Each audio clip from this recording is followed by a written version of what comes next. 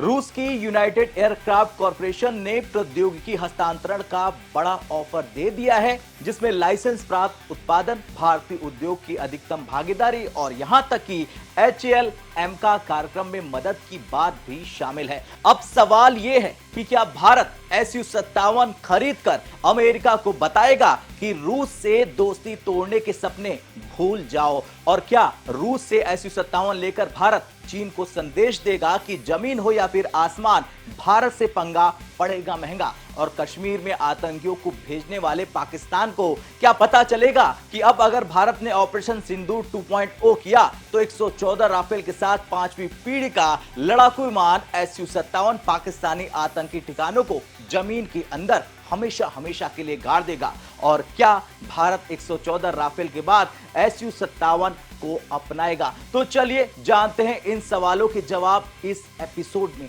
दरअसल रूस भारत का सबसे पुराना और विश्वसनीय मित्र देश है। सोवियत संघ के समय से ही रूस भारत को हथियार और तकनीक देता आ रहा है।